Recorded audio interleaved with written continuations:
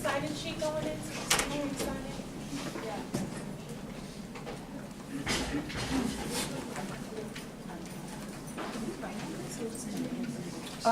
Yeah, you can write on it. It's just we're gonna throw it away.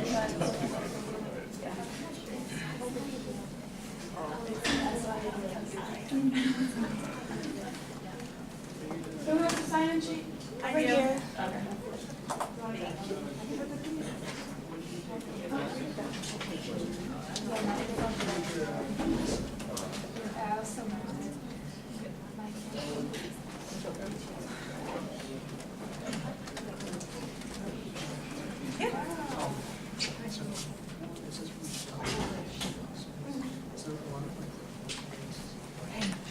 Do you want to grab one of these? Yeah, whatever color. Thanks. Yep.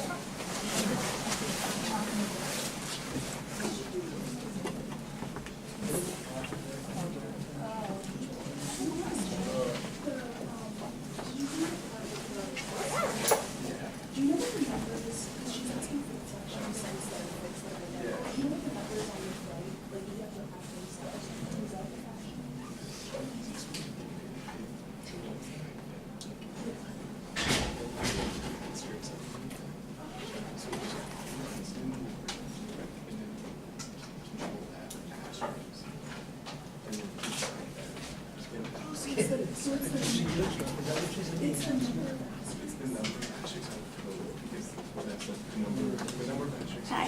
Here, take one of these. Okay. Sure.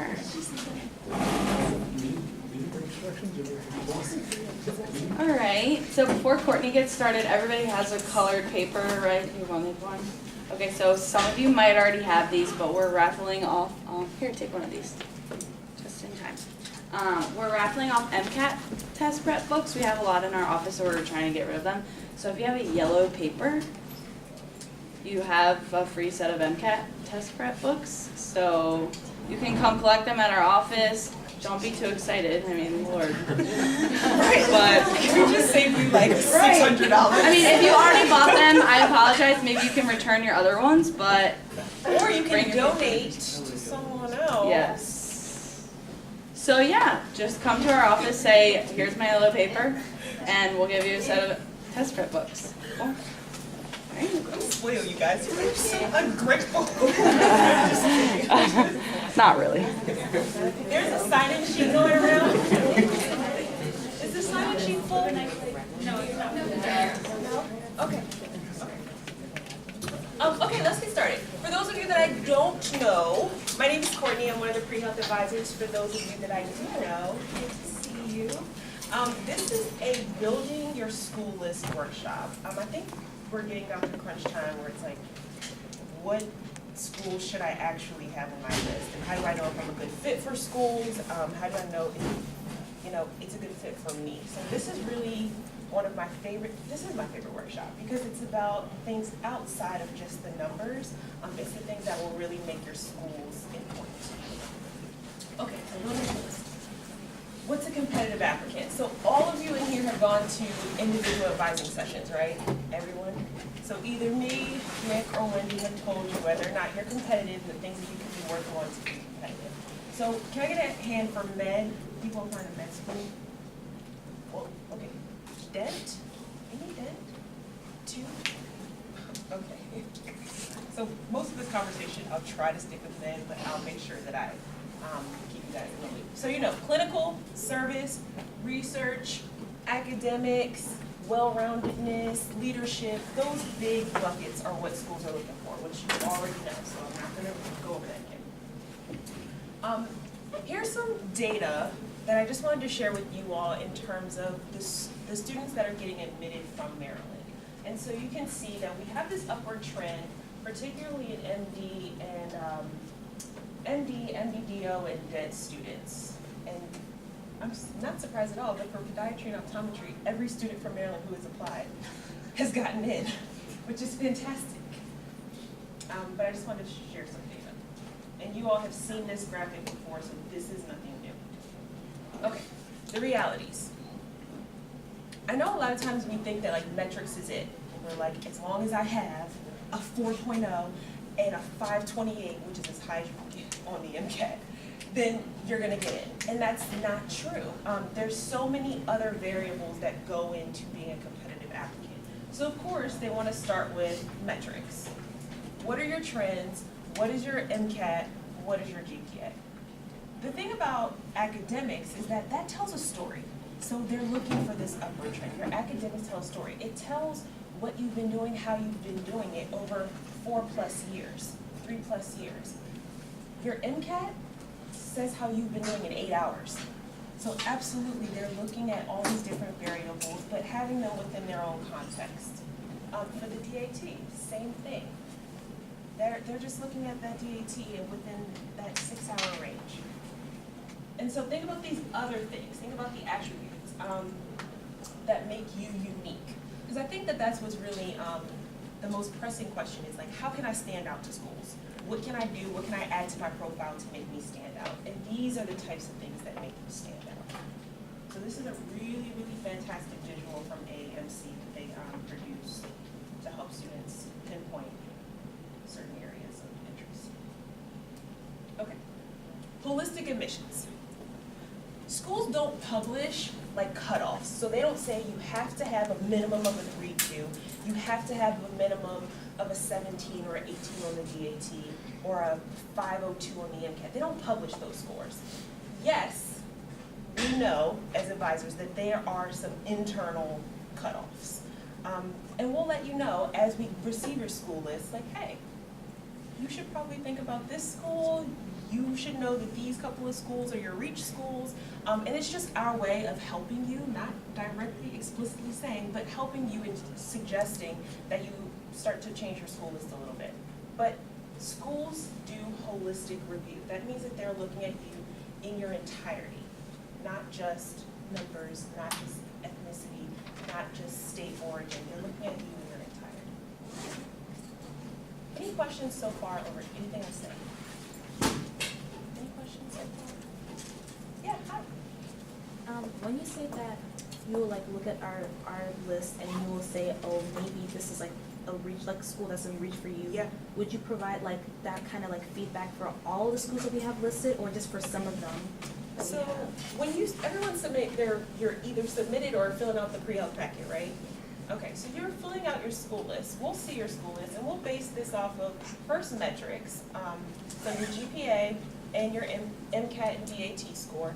And then as you've kind of gotten to know us as advisors and we write notes, if I know that a student is really into global health, and I see someone's school list, and I'm like, hey, I know that GW has a global health track. I should probably recommend this school to this student. Or if I know that someone's really into pediatrics, I'll know that, hey, Emory has an affiliate hospital that's a pediatric hospital. And so those are the types of things that we use. We don't just use your metrics to build your school list. We actually use notes that we've taken, your actual interests, your resume, so that we can suggest schools that you actually might be interested in. Other questions so far? No? DO schools. There's a lot of stigma around DO schools. Does anyone know what DO schools are? And can someone tell me? What are DO schools? Thanks, right? Doctor of osteopathy. Mm-hmm. So you're a medical physician, but it's a different, I guess, like philosophy behind the school. So it tends to be more, I guess, like holistic, homeopathic, or not homeopathic, but like tends to review the whole person rather than as much medication, like pharmacology kind of orientation. That's perfect. What's your name? Allison. Good job, Allison. Yes. Okay, so osteopathic medicine, they are licensed physicians, and they still have to go through residency. If they decide to specialize, you still have to go through a fellowship. They are held on the exact same standards and have to go through the same licensing credentials that MDs have to go through. The difference is in philosophy, like Allison said. They treat patients from a much more holistic perspective. So, for example, if Kayla comes into my office, and I'm an MD and she has a headache, I may say, okay, I'm going to prescribe you this prescription. Come back in 2 weeks, let me know how you're doing, and then we'll continue our treatment plan after that. If I'm a DO and Kayla comes into my office, I will ask her, okay, tell me about your eating habits, tell me about your stress levels, tell me about your sleeping habits. Maybe I need to bring in a nutritionist and we can make this more of a collaborative effort. And so that's kind of how DOs approach patient care in general. Because they treat their patients more holistically, their admissions is also treated more holistically. And so they're also looking for students taking in their entire story into account for admissions. Questions about DOs? Yes? If you're applying DO, do you need a recommendation letter from the DO? Great question. So most DO schools will prefer that you have a letter from a DO. If you don't, an MD letter will suffice, but they do prefer. If you're looking for a DO locally to shadow, if you come into our office, Kayla can share a list with you of local DOs. And so that's a good resource. Any other questions about this? No? Okay. Criteria to consider. So here's when we start to get to the fun stuff. So I think one of the biggest things that students say is, how good is the school? Where is it ranking-wise?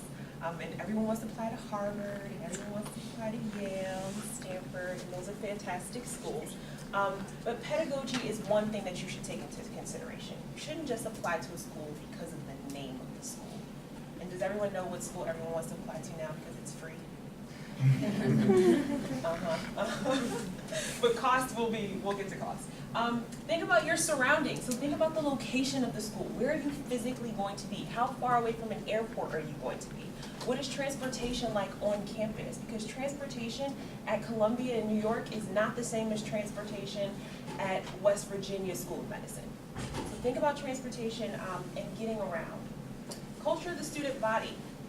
If you have really strong political leanings, this is when you're going to want to take location and campus history into consideration because you want to feel comfortable, particularly with the political climate. So think about that. Residency placement. And this is not for my men folks, this is really a men conversation. Residency placement. How is your specialty determined? What is it? I heard it. Your STEP scores. So your STEP scores are exams that you're going to take your 3rd or 4th years of medical school, and based off of that score will determine your eligibility for certain specialties. So some of the easier specialties to get into are like family medicine. The hardest specialty to get into, does anyone know? Yeah. Neurosurgery, perfect.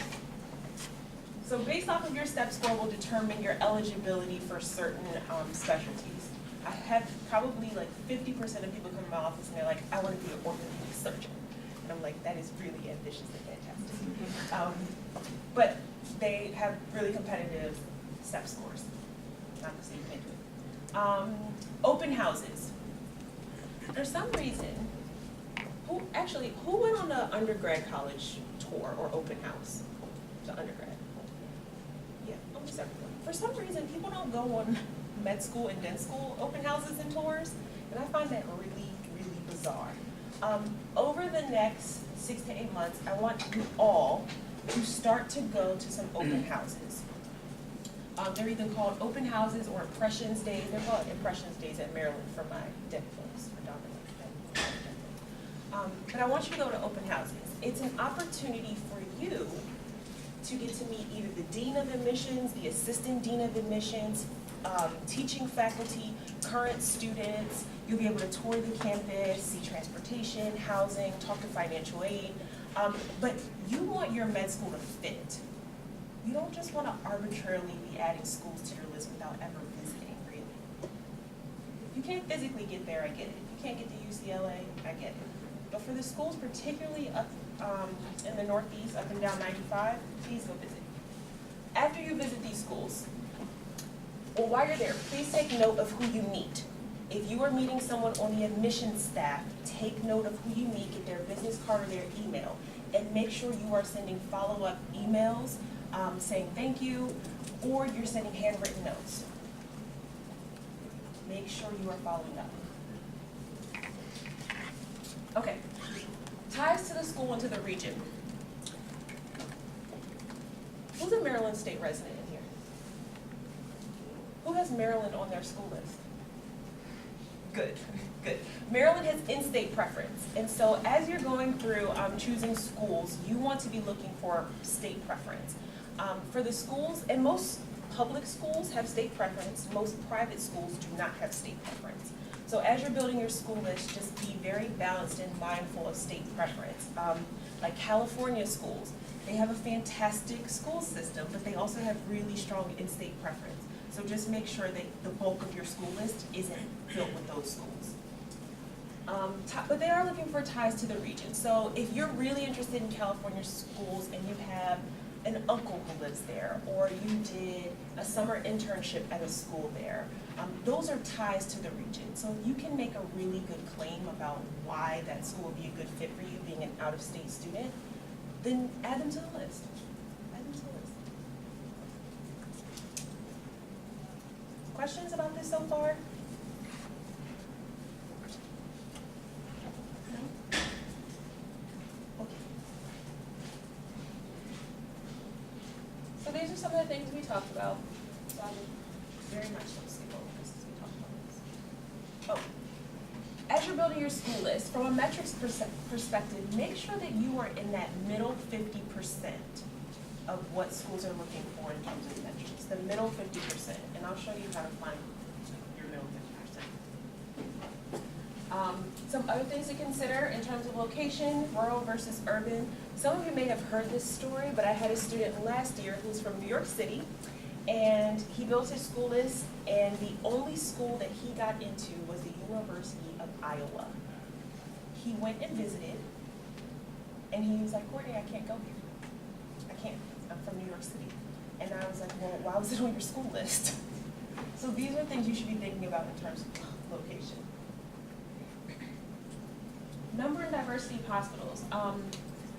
Like I said, think about affiliate hospitals, but also think about the patient population that you want to work with as a future clinician.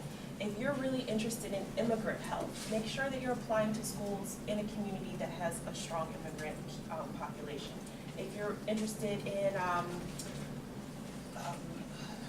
ethnic minorities, make sure that you're applying to schools that have ethnic minorities. So make sure you're paying attention to who your patient base is.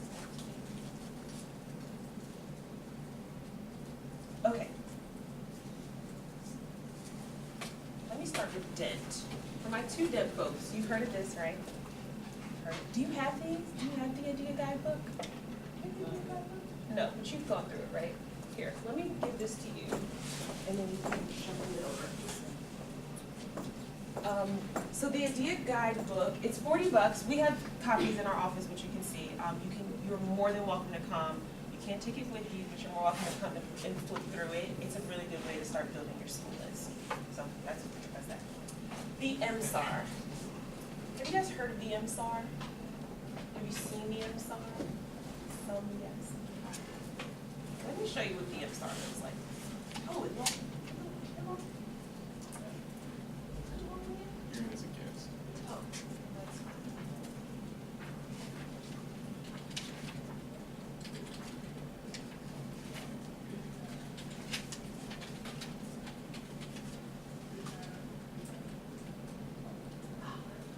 Okay. Let's look at Maryland, because most of you guys in Maryland are with us. And that's not right.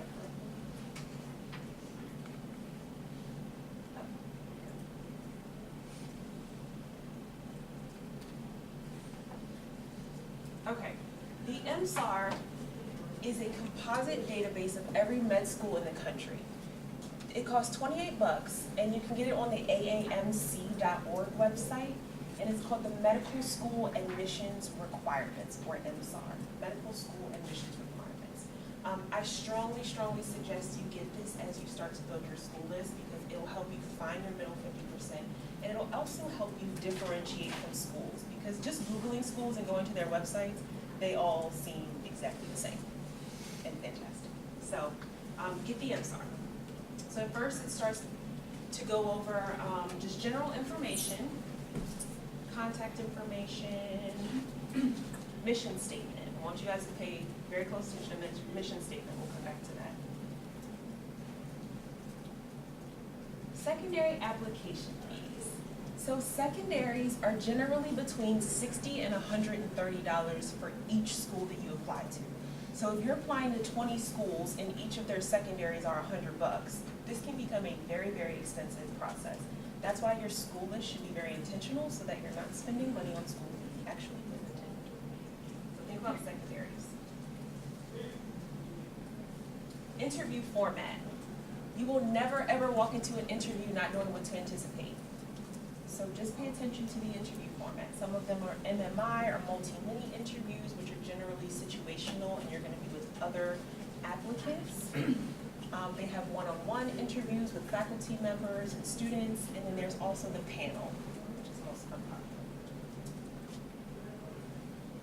Okay, estimated class size. That's something you might want to pay attention to. Do you want to be in a class of 300 at Ohio State, or do you want to have a smaller cohort? Residency status. So this is something you should be aware of. And then when they start to send their earliest notice of acceptance, just so you can start to keep track. When they start to send their earliest notice. Okay, how many people get put on the wait list every year? And how many people come off the wait list every year? All right, this next bit is classes, which all of you should have. So I'm not too worried about classes, so we'll skip over that. But here's when we get into the nitty-gritty.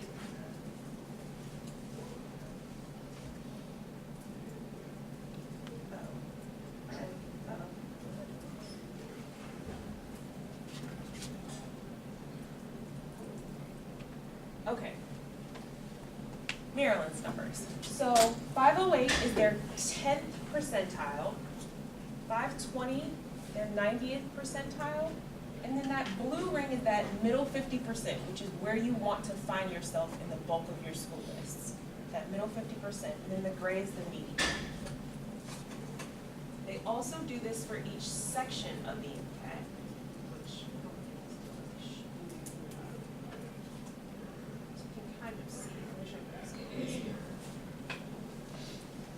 so they do this with each section.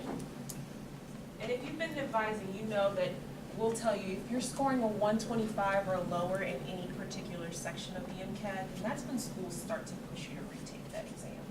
So just kind of keep those thresholds in the back of your mind. Try not to score a 125 or lower. And they also do this breakdown with total and science GPA.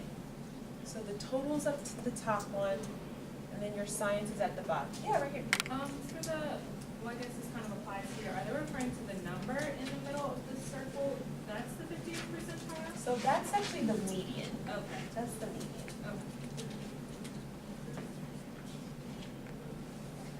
So same thing with total and science. And then this is where I was saying where you want to start to pay attention to in-state and out-of-state preference. You can see that Maryland has a very strong in-state preference. So if you're a Maryland State resident, I would absolutely have them on your school list.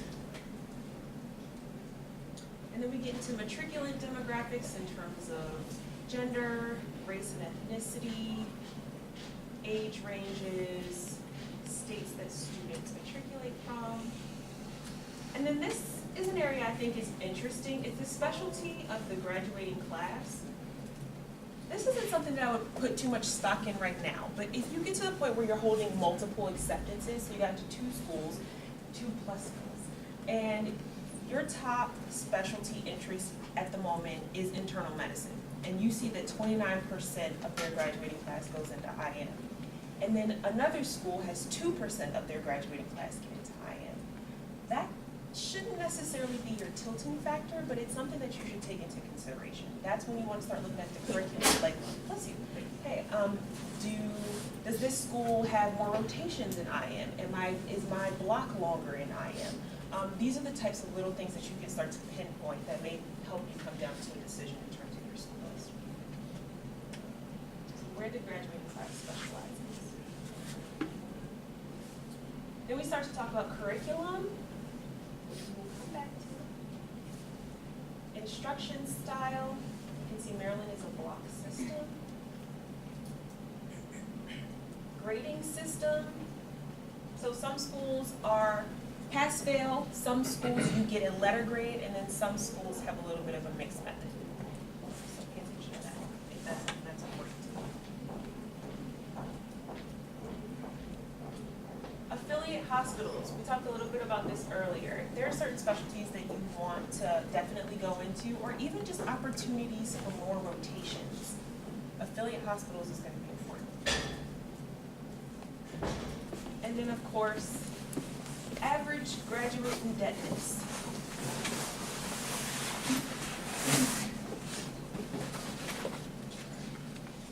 I'm sorry, y'all. Just go to NYU. So I love the MSAR. It's $28. It is for a one-year subscription, so I would absolutely recommend that you go ahead and purchase the MSAR as you start to build your school list. As the 2018 information is updated from this past cycle, you don't have to repurchase it. It'll automatically update. So go ahead and get this and start building your school list now. Is this helpful?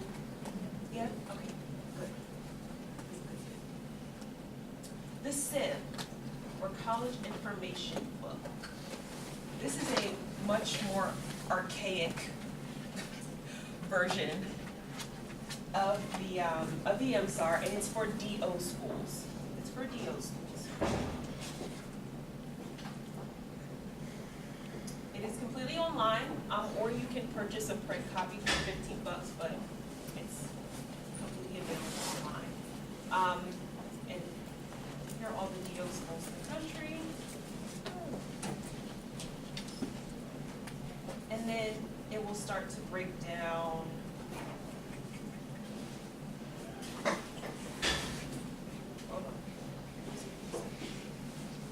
individual college profiles. So you'll start to go through individual college profiles. So like I said, this is much less interactive than the MSAR, but I think that it starts to give a really good overview of schools in terms of having a composite location where you can find those schools.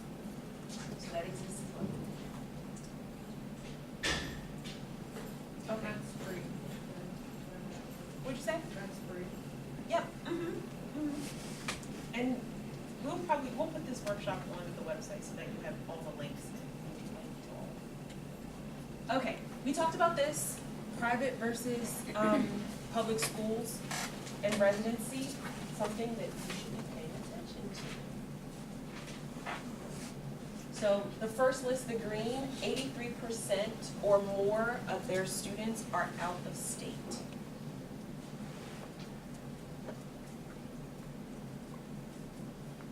So on and so forth. Okay, you all know this already. Public and private schools will have different tuition rates. For private schools, they are flat rate regardless of what your state residency is. Public schools, it will differ significantly. So you can see the University of Maryland School of Dentistry is almost double. Almost double.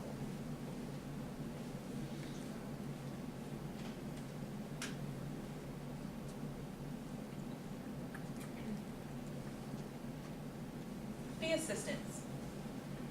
So if you think that you qualify for fee assistance, this is something that you can absolutely fill out. You fill out a fee assistance form one time per cycle, and it's good for 1 year. If you're filling it out through AMCAS, you will have access to the MSAR, MCAT prep materials, the primary application, and it will cover all fees for up to 17 schools. Fee assistance. You can see a promise, and Idea for dental schools is much less robust, and that's because of funding. Okay. HPSP scholarship. Does anyone know what that is? What is it? Can you tell me? Tell us. So basically you can apply to any medical school and you would have to owe a service back to the military for each year that they fund your medical school. I believe it's a $25,000 sign-on bonus as well, or is it per year that they give you $25,000? They give you a stipend, $25,000, and you can apply as long as you get accepted. They'll pay for your medical school, and you just owe years back to the military school, back to the military. Okay, thank you. Awesome. I'll say it a little louder. So the HPSP scholarship is a scholarship that's run through the United States military. You can go to whatever medical school or whatever dental school that you get into. They will cover the cost 100%. No tuition, no books, no fees, no housing, no nothing. You will also get paid the salary of an officer, which right now is a little shy of $30,000. So you will get paid $30,000 every year that you are in professional school. When you graduate, you will owe the military back in service however long it took for you to get trained. So med school and dental school, 4 years. 4 years. That's how much time you're gonna owe them back. I think the biggest myth about military medicine is that as soon as you're credentialed, they're gonna ship you off to some country and you're gonna have bullets flying past your head. biggest myth. Think of it this way: if you have the HPSP scholarship and they're paying your tuition for 4 years, and then they're paying you a salary on top of it for 4 years, they've already dumped over $250,000 into you. At this point, you are one of their most valued assets. They are not going to let anything happen to you, and you are going to be surrounded in bubble wrap.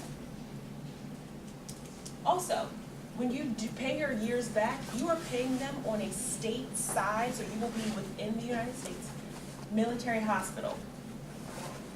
Stateside military hospital. So if you are Air Force, you may be in San Diego. If you sign with the Army, you may be at Walter Reed in Bethesda. So it just depends on what branch. Hi. Do you know if they accept all specialties? Yes. All specialties. They do not limit specialties. Because think of it this way. Just because someone is in the military doesn't mean that we don't need certain specialties. You're not only treating the military active duty, but you're treating their families as well. So you're treating spouses, you're treating children, you're treating elderly, so all specialties. Yes? Do you do your service after medical school or after residency? After residency. Yes. What is like the acceptance rate to that program? You'd be surprised. It's actually pretty robust, and that's because there's so much myth around it, and people, like I said, people think that they're going to be put in like in their severe, dangerous situation. But the military is not for everyone. I just tell you this because I want you to know your options, and I think it's good to know. And I would accept somebody to tell me. Yeah. Is residency part of the service that you're paying back? Or? Yes. So for dent school, if you guys do not decide to specialize, then it'll just be 4 years. For med school, you all, depending on how long your residency is, it can be between 7 and 15 if you want to go into neurosurgery. I know. So just know that that's the amount of time that you owe back is through your training. Yes? Going back a little bit for fee assistance, Yeah. it's my understanding that they also look at like your parents' income and stuff for that. Yes. Let's say your parents aren't going to help you, is there anything you can do? So you would have to prove that you have been funding yourself over the past, I think, like 2 years, and they will use that salary as a way to determine the assistance. But they use your FAFSA data.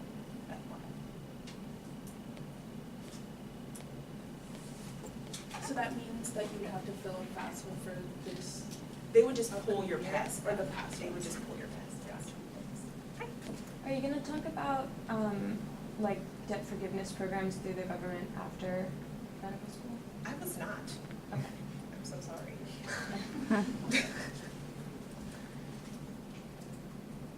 I'll add that to this workshop. Was HPSP nice to know about? I'm glad you know. Okay, good, good. Most scholarships are need-based. Most are need-based. Most scholarships to professional schools, so from med school and dental school, they're need-based.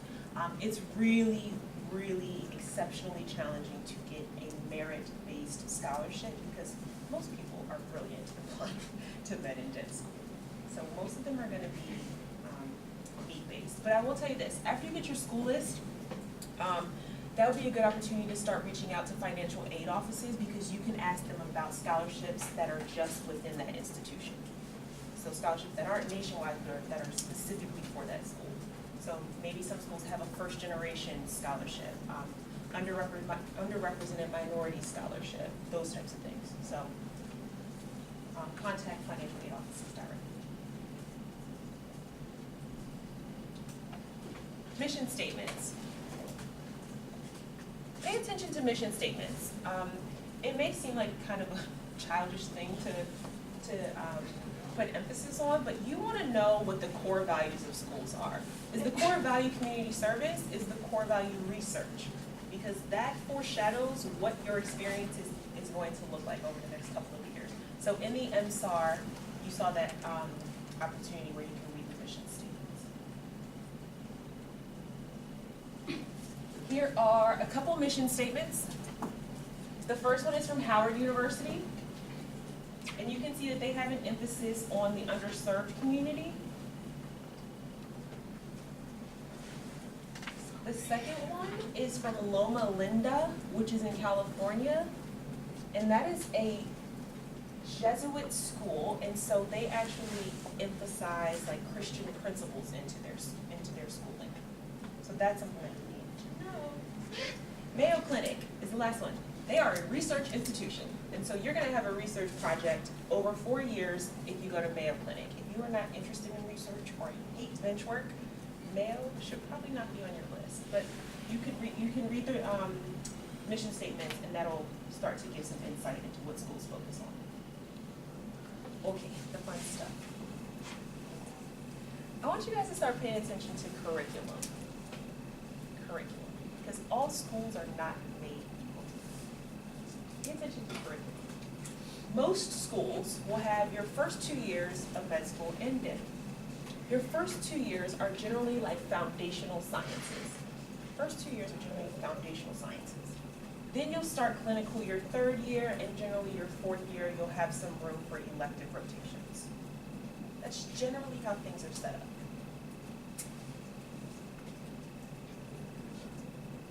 Here's Duke's curriculum, and you can see that they, for the most part, follow that same philosophy, but you see that they actually have you doing clinical rotations your 2nd year. You're actually in and out of the clinic as an MS2. New Jersey Medical School.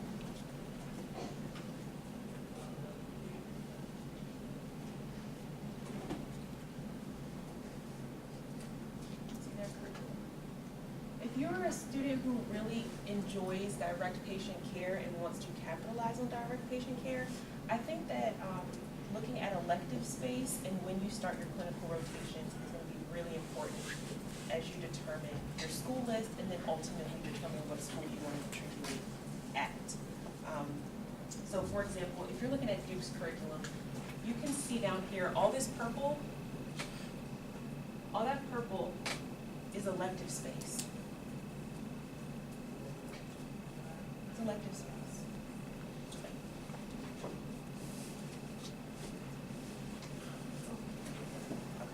School emphasis. We started to talk about this a little bit. There are HBCUs, or historically black colleges and universities.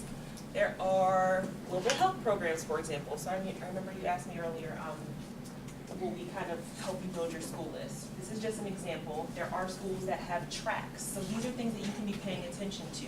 They'll come up in your secondary responses and can come up in your interviews. Why do you want to go to GW?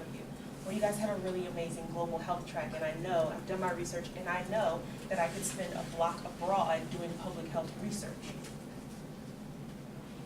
So these are the types of tracks you want to pay attention to. Global health is just one of many, many, many. Something else, if schools have a research focus, a lot of times we're just looking at like the pedagogy of the school and not actually looking at what is going to be required of you.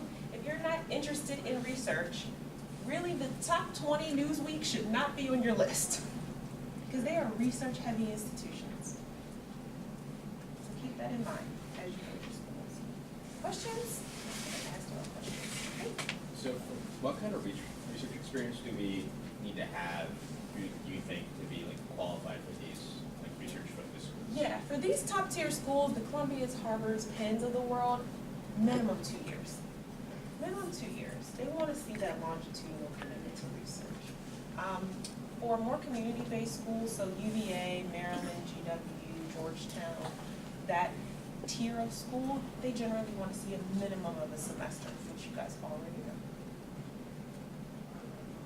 We don't have any MD, PhD folks in here, right? Okay. Other questions so far? Okay. Do non-research, like focused schools still value research? Yes. Yep. Absolutely. Yes. Why do schools view like non-traditional research as sociology research? Fantastic. Because it's really about the idea of knowing the process, right? Of asking questions, answering questions, writing papers, doing presentations. All of that is really blanket, regardless of your specialty. Research doesn't necessarily mean that you're sitting at a bench pipetting all day. That's not what that means. Questions? Okay. Other factors to consider. I had a student on Friday come into my office and she said, what should I be looking for if I decide that I want to start a family in medical school? And I was like, oh my goodness. these are things that we have to think about. And so while right now in your immediate sight, this may not be something that you're considering, I think it's just nice to know. It's just nice to know. How child-friendly are they? What are the accommodations? Are they sensitive to LGBT concerns? Or you could even see if they have a specialty in LGBT health. Look at the facilities. Look at domestic partner policy. So if you are in a relationship or you have a partner, how accommodating is that medical school or is that dental school to your partner in terms of housing accommodations? We talked about proximity to cities and airports, really important. Family, political leanings, we talked about that.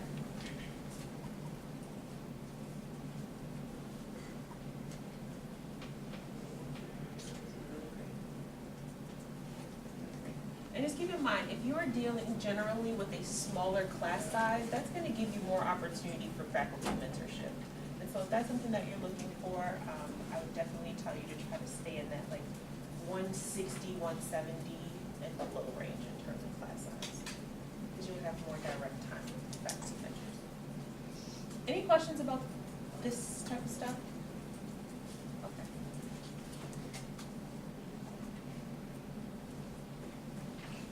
Okay, how many schools should you apply to? This is kind of standard blanket information. If you're applying to MD programs, generally 15 to 17 is a really healthy list. Yes, I see people apply to 25 schools. I had a student last year apply to every single medical school in the country and get rejected from every single medical school in the country. And spent, I think, like $14,000. People are crazy though. Things I have to deal with.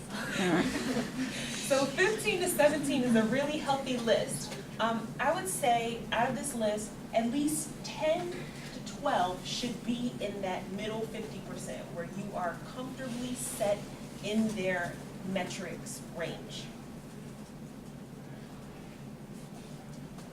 then those other couple of schools, have fun. Honestly, have fun. Have fun with it. If there's schools that are those state schools that have a really small out-of-state population, but you're really interested in a certain program or a certain faculty member, add them to the list. Definitely have a couple reach schools. Why not? Everyone wants to go to NYU. Like, go ahead and put it on the list. Yeah, right here. How reach is reach? Reach, realistic reach. Realistic reach. And I'll show you a school list that's like not realistic, but realistic reach.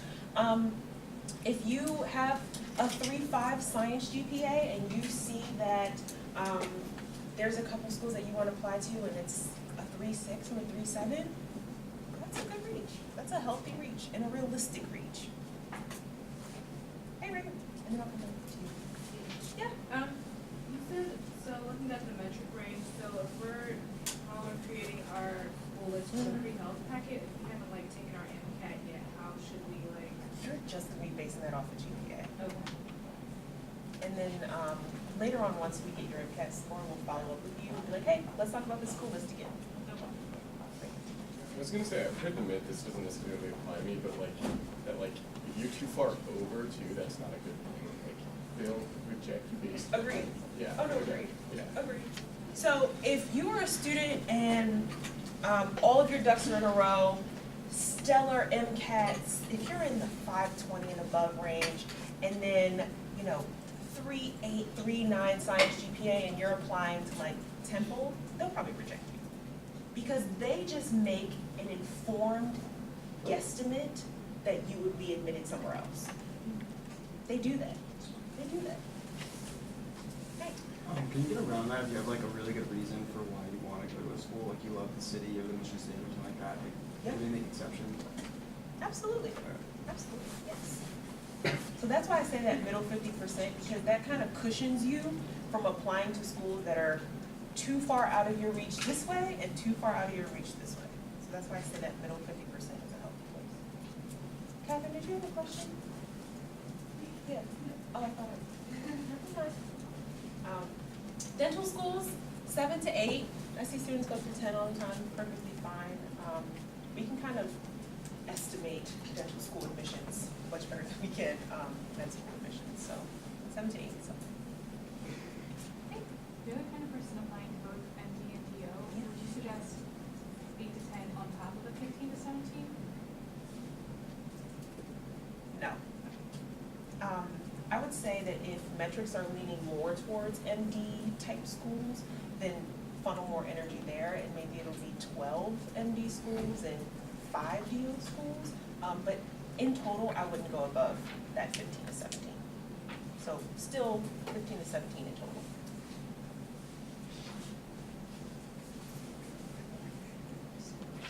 Anything else school in terms of numbers of schools, which type of schools?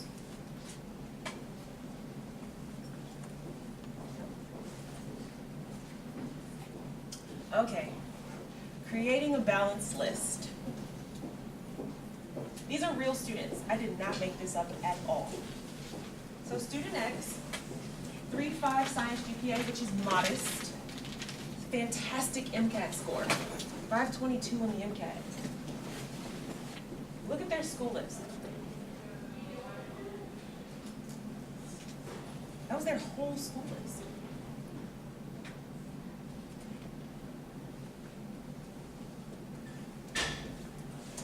Student Y,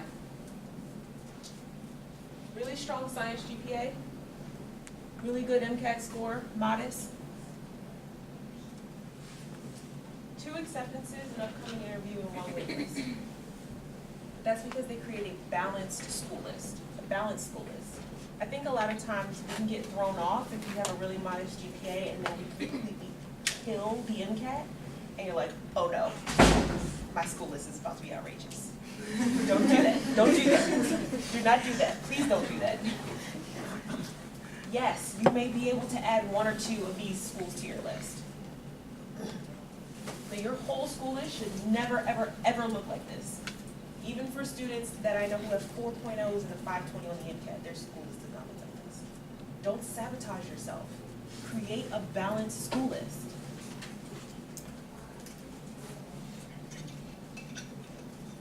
Questions about this? Did you give advice to the student and they still stuck with it? What do you think? I bet you said, don't do it, but they still did it. That's the story of my life.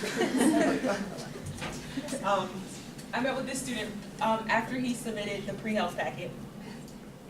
School list was this. And I said, hey, I see your school list is really competitive. I think we should tone it down a bit, add some more moderately competitive schools to your list, and then maybe have 3 or 4 of these schools. He's like, no, Courtney, I'm giving it a shot. I know how good I am. I was like, cool. See you next year. And it's not to be, like, it's not to be rude. It's to be real. It's to be real. I want you guys to apply one time, get in, and then be gone forever. I don't want to see your faces ever. So building a balanced school list. So have the bulk of your school list, like I said, that 10 to 12 be that moderately competitive, you're in there, middle 50%, and then add your fun schools. It's okay, add them. Add them. Okay, this is the biggest piece of advice I could ever give you. Do not apply to schools that you do not actually want to attend. That's the importance of going to visit. Don't apply to schools you a lot of times people will say, I just want to get in. No, you don't. You want to get in where you want to get in. So only apply to schools that you actually want to go to. Let's dispel some myths, y'all. I'm a UMD student, so I have a better shot of getting into Maryland, School of Medicine or School of Dentistry. Is this true or false?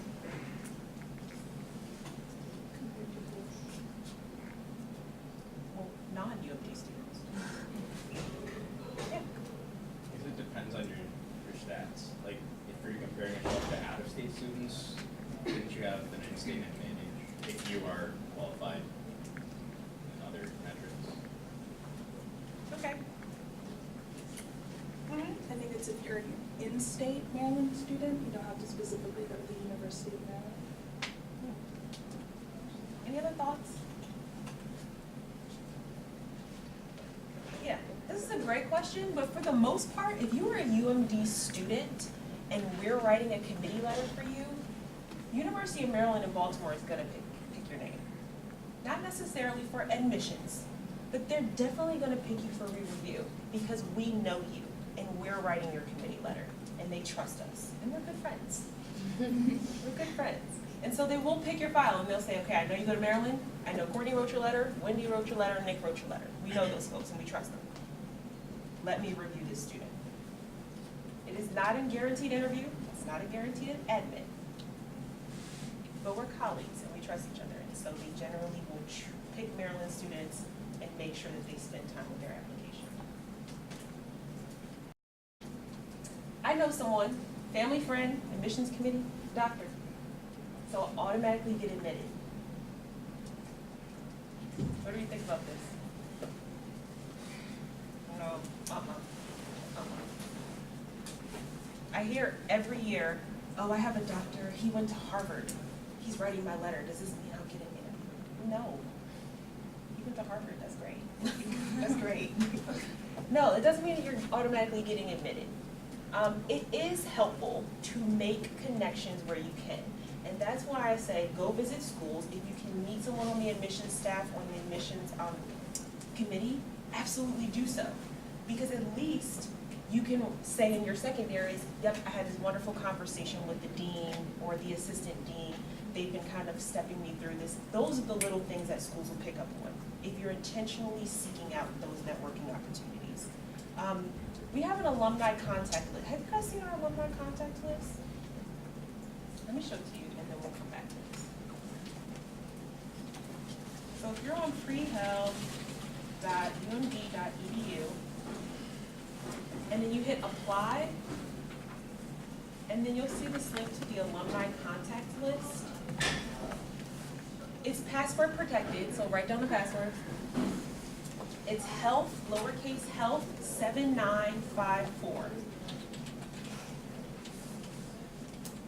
Lowercase health, 7954. So for my med students, and then I'll go back to 10. You can see the names and contact information, and this is very updated, of students, where they matriculated, and you should be using this tool. If you're applying to these schools, absolutely reach out to the students. Hey, I have an upcoming interview. Can you give me some tips and tricks? Can you give me some advice? Things that they definitely want to hear or that I should mention. Let me show you our Maryland list, which is outreaches. We have pages of UMD students, pages. So go through this list, particularly for the schools that are not local and that you can't actually get to. If you're applying to them and you've reached out to some of our students, they may be willing to host you if you get an interview there. So that's saving on hotel costs. That could potentially be saving you on food, transportation. So just make sure that you're using the resources that are available. So health 7954 lowercase. How did you get there on the website? Oh yeah. Right there, So if you're on our homepage, at the bottom, alumni oh, contact. if you're on homepage and then you hit apply, just scroll down alumni contact. Okay, thank you. Any other questions about that? No? Okay. And then we also have that for DO schools and dent schools as well. So they're all on there.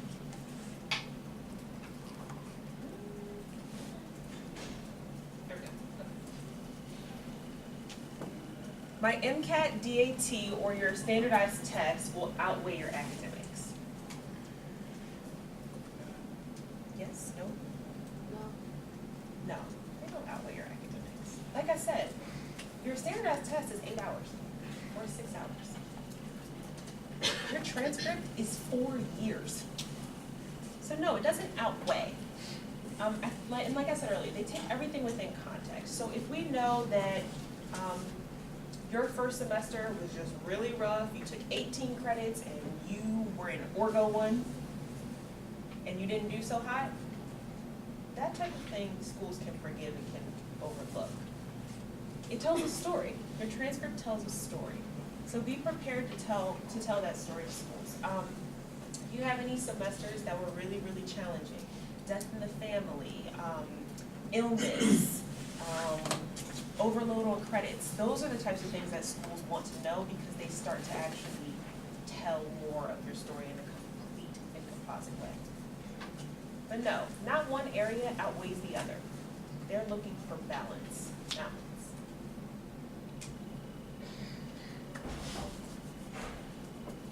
And we talked about these last two. You're going to be applying to schools that you actually want to go to. Apply to schools that you actually want to go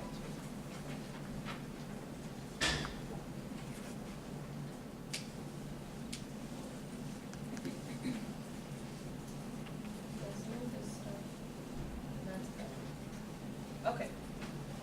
I'm going to open the floor up for questions. Yes. So I noticed that Maryland has a early decision program. Yeah. So which students do you recommend, who should go down that route? We, in the office, do not recommend early decision unless you have already discussed this with the dean. So if you've already talked to Dr. Quesada at Maryland and send her your transcript, give her your profile, I'm really interested in Maryland, this is the only school that I am completely married to. I'd like to apply early decision. Make sure that you have the dean or the assistant dean's support because you don't want to apply to those blindly. Does everyone know how early decision works? No. Okay. Early decision, you will apply with one school in your list. So let's say Maryland, for example. So you can submit MCAT applications June 1st. You will only apply with Maryland on your list. They will not give you an admissions decision until October 15th. At that point, if you get in, that is fantastic. If you don't get in, that means that you now need to add the other 16 schools to your list, and you're at the bottom of their applicant pool. Because people have been submitting since June, and you're not submitting until October. So it puts you at a significant disadvantage if you apply early decision without that reassurance from someone on the admissions staff, dean or assistant dean of admissions. And then you don't. So you would just like email them or talk to them at the health professions fair? Yes. The fair is not the best place to do that, because there's literally like one Dr. Quesada and like 5 million of you all, and she just gets overwhelmed. And so that's not a good spot. But you should look on their website, give her email, reach out to her, make a phone call, because that is the best way that's the only way I would ever tell a student to apply early decision. Right here. I noticed that on the MSAR it says the number of letters of recommendation that they accept, but the HPAO says like a max of 6. Yes. So how would that work if you're, like if you do have 6, how, like, do you get to select which ones you're sending to the school? Excuse me. So, the committee packet, it's our letter on top, which is the committee letter, and then all of your individual letters of recommendation below it. You can submit a max of 6. Anything beyond that, it's just gonna kind of be sitting in DE collect. If Maryland says that they'll accept 3 letters, that means the committee packet is 1 letter, and you could submit 2 others that will not be included in the committee packet. So we do get to choose which ones For the committee packet? for them to see. Absolutely. Yeah, absolutely. You can come back, you can collect as many letters as you want in B collect. You can collect 10 letters if you want to. And then later on in the spring, I'll email you and say, hey, can you cherry pick which 6 you want to be included in your committee packet? Right here. If we waive our rights to see the letter, will you help us, I guess, pick the best ones? Because I think are you guys allowed to read them? We read all your letters. Okay. Yeah, So we then read all of them. If we waive our rights to read them, you'll help us do it like this. Absolutely. Absolutely. And if we find like yellow or red flags, we'll let you know. I may say, hey Kayla, this professor's letter, like Dr. Schaffner's letter, like she was not feeling you, girl. She was not feeling you. Maybe we should pick someone else. I probably won't say that as explicitly, but I may say, hey, maybe we should choose someone else. But 9 times out of 10, they are all going to be in uniform and going to be positive letters. So we'll let you know. Absolutely. That was my question. That's your question? Yeah. Is it like by default where you can or can't see letters? Is there By default, you cannot. I will say this, if you do not waive your rights, schools will look at that as a significant negative asterisk in your profile. Significant. I may have missed this earlier, but when we're looking at like the GPA, like metrics, should we focus more on the overall GPA or the science? Oh, science. Focus more on the science. They weight your science GPA more heavily. More questions? So I already submitted a pre-health packet. The list of schools I put, that's not official, right? No, Okay. your pre-health packet does not meet HPAO. It does not meet HPAO. Let's see. It is really an opportunity. We steal secondary questions. Let's see. We steal secondary questions from med school and dental schools applications every year, and so it's really just to give you practice. And so later on this summer, you will have minimal original writing to do. Hopefully, you can just copy some excerpts, paste it, change a couple things, but no, it does not leave your office. Anything else? Yeah. So sorry, just piggybacking off this question, kind of unrelated. So when we're writing like our personal statement or like answers to some of those questions, if they're not like all the way 100% perfect, but we're still like adding and tweaking them, like we can still be doing that while you guys are reviewing after the March 1st. So once you submit it, you can't go back in. No, I'm saying like we can still be like making changes outside. Absolutely. Absolutely. Absolutely. Any other questions? Yeah. Unrelated, but is there gonna, I'm not jump in here, but is it gonna be navigating the MCAS workshop as well? Or something- Navigating AMCAPs? Or something like similar? I think our student orgs are going to bring in AMCAS Okay. to talk about the AMCAS application. And so I think it's gonna be pre-med society and AMSA. So make sure that you're staying up on their website. Hey. What is a good time frame to start like writing? I don't know if you mentioned this earlier, but like considering where you want to apply to and like building a preliminary list before it's like official and stuff like that. I mean, well, think of it this way, the priority deadline's March 1st, so you should at least have some fundamental research done and give us a list of at least what you're thinking. It doesn't have to be a composite list, but at least give us a couple so that we know what your target schools are.